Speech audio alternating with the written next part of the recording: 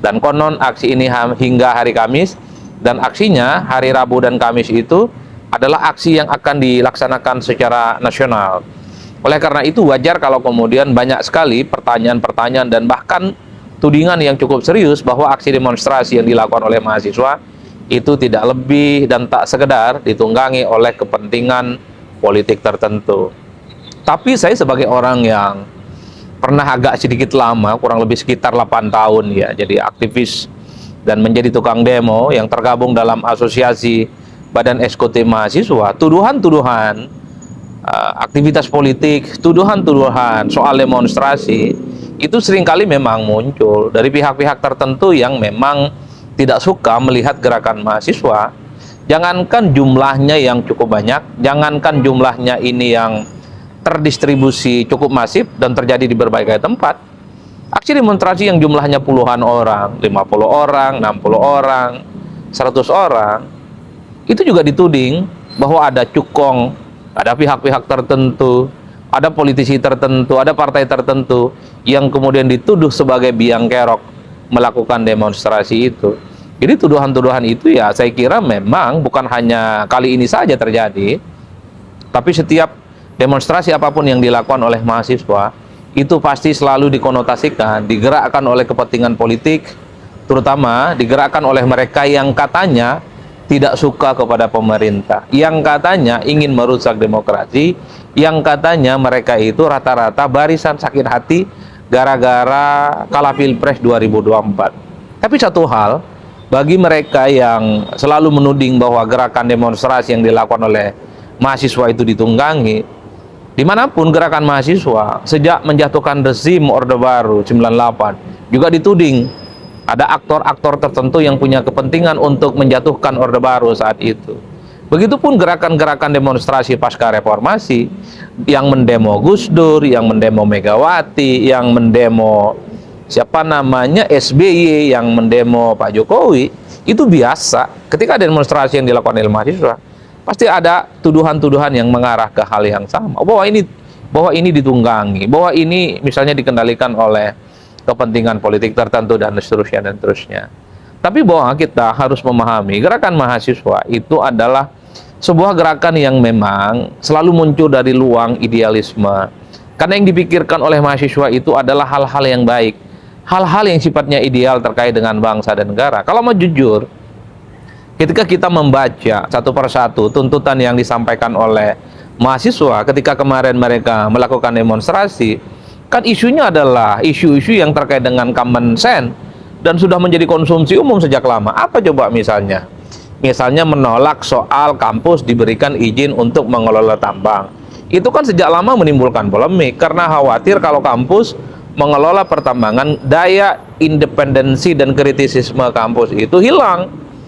Karena kampus itu merasa tidak enak hati kepada pemerintah, merasa tak nyaman dengan negara karena sudah diberikan konsesi untuk mengelola tambang. Begitupun dengan soal keinginan dari BMSI itu untuk mengevaluasi secara total program makan bergizi gratis. Per hari ini soal evaluasi makan bergizi gratis juga sedang berlangsung. Bagaimana banyak pihak meminta supaya program ini dievaluasi. Salah satunya misalnya soal menu yang dinilai, banyak sekali siswa yang merasa tidak cocok dengan lidahnya. Ketika ada pernyataan dari Dewan Gizi Nasional yang menyatakan mungkin akan ada upaya-upaya seperti serangga, kemudian belalang dan ulat sebagai bagian dari salah satu menu makan untuk daerah tertentu. Itu kan hal-hal yang sebenarnya sesuatu yang sudah sejak lama menjadi perdebatan dan sudah cukup lama menjadi konsumsi umum dan sudah lama menjadi kontroversi. Jadi kalau saya membaca secara umum apa yang dilakukan oleh BMSI ketika melakukan demonstrasi, isunya adalah isu-isu yang terkonfirmasi menjadi isu harian. Tidak ada isu-isu yang sifatnya sensitif ya, yang kemudian misalnya seakan-akan ini diboncengi oleh kepentingan politik tertentu. Kecuali BMSI itu tiba-tiba misalnya menggaungkan bahwa pemilu 2024 itu tidak sah. Ketika BMSI itu misalnya menggaungkan bahwa pemilu harus diulang dan seterusnya. Mungkin ada pihak tertentu yang gagal move on terkait dengan pemilu 2024 sedang bermain. Tapi kalau rata-rata secara umum biasanya aksi demonstrasi yang dilakukan oleh mahasiswa adalah aktivitas yang sebenarnya muncul dari hati nurani mereka, ya ingin demo saja, menyampaikan. Oke, halo teman-teman, kembali lagi bersama saya di channel ini. Salam NKRI harga mati. Teman-teman, dalam video ini kita telah mendengarkan sebuah cuplikan video yang disampaikan oleh Bung Adi Prayitno. Tentunya hal-hal seperti ini menjadi sebuah pemahaman bagi kita dalam menilai perjalanan politik yang memang luar biasa dan bahkan sulit untuk kita tebak. Kadang lawan jadi teman dan teman pun bisa jadi lawan karena situasi-situasi politik yang tidak menentu arahnya, tergantung kepentingan pribadi yang dimana kerap kali para pejabat saat-saat ini mereka lebih memprioritaskan urusan-urusan pribadi dibanding dengan tugas mereka dalam seyogianya mereka melayani masyarakat. Dan ketika mahasiswa, buruh tani, dan segenap masyarakat Indonesia turun ke jalan dan para aktivis-aktivis yang memang menyuarakan suatu keadilan, karena ini adalah sebuah lampu mengingatkan alarm bagi negara kita bahwa negara kita sedang tidak baik-baik saja. Artinya ketika masyarakat sudah mulai turun ke jalan, masyarakat sudah mulai menyampaikan apa isi hati mereka itu secara langsung di jalan raya, dan tentunya itu suatu hal yang perlu diapresiasi. Kenapa? Karena jiwa yang besar, semangat yang besar ingin menyuarakan suatu keadilan. Nah, pada kesempatan kali ini teman-teman, saya akan membacakan beberapa komentar dalam hal ini. Semangat berjuang adik-adik mahasiswa, doa kami dalam lindungan Allah. Tentu tuntutan Anda semua insya Allah terkabul. Ya, harapan kita adik-adik mahasiswa seluruh perkumpulan BMSI seluruh Indonesia, mereka berkumpul bersatu padu untuk menyuarakan suatu keadilan, karena bagi mereka ini tidak bisa dibiarkan lagi. Karena kalau kita diam, kalau kita tidak bersuara, seakan-akan kitalah yang salah. Kita seakan-akan tidak mengerti suatu kegaduhan yang terjadi. Nah, teruslah berjuang para mahasiswa Indonesia sampai para pejabat taubat dengan kesalahannya. Semangat mahasiswa Indonesia. Hidup mahasiswa, hidup rakyat Indonesia, hidup perempuan Indonesia yang selalu menyuarakan keadilan itu.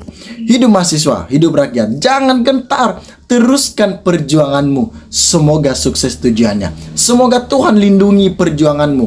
Amin. Itu yang kita inginkan.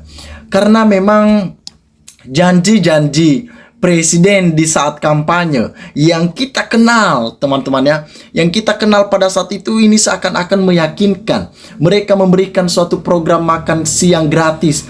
Ternyata realitanya gimana, bro? Ya, tidak ada sesuatu hal yang dapat dibanggakan. Menciptakan lapangan pekerjaan bagi anak-anak muda, bagi generasi-generasi milenial yang masih membutuhkan suatu pekerjaan, sehingga tujuan mereka di kala itu meminimkan angka pengangguran. Ternyata itu juga nihil hasilnya. Ya, artinya ketika ini baru 100 hari loh, 100 hari bekerja tapi sudah di demo aja, sangat memalukan bukan? Pastinya sangat-sangat memalukan. Setuju Mas Adi, semuanya di sini berkepentingan, mau parpol, profesor, mahasiswa dan lain-lain. Tapi perjuangan mereka bukanlah untuk rakyat, tapi untuk memperjuangkan egonya semata.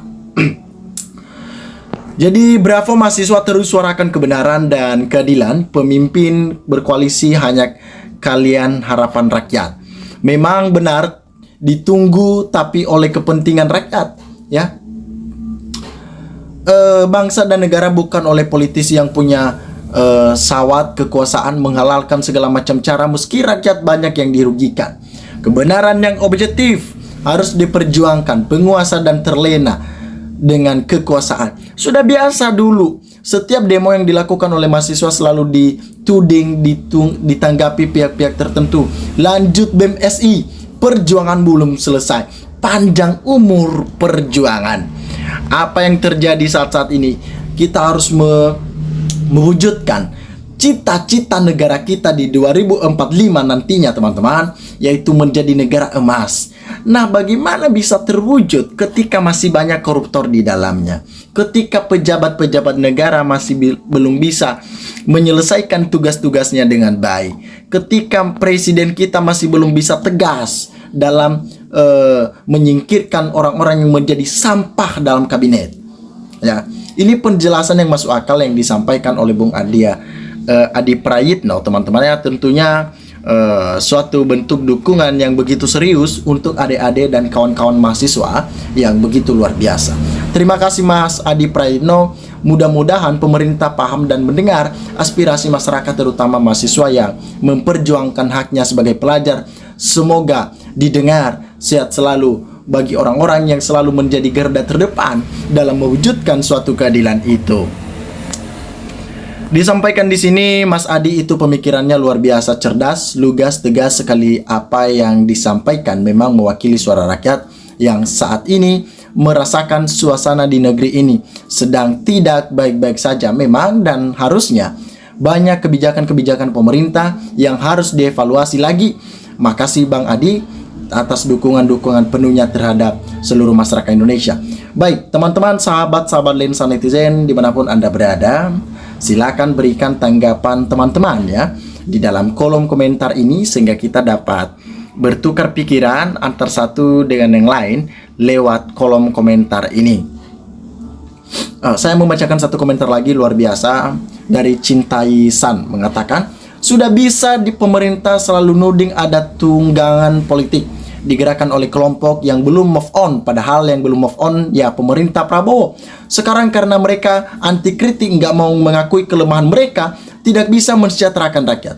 Salah satunya yang sekarang terlihat efisiensi di bidang pendidikan dan kesehatan, di saat kabinet menteri-menterinya aja sampai ratusan orang. Belum ekonomi turun yang membuat banyak perusahaan gulung tikar menghasilkan PHK di mana-mana. Nah, itulah yang terjadi. Terima kasih teman-teman. NKRI harga mati.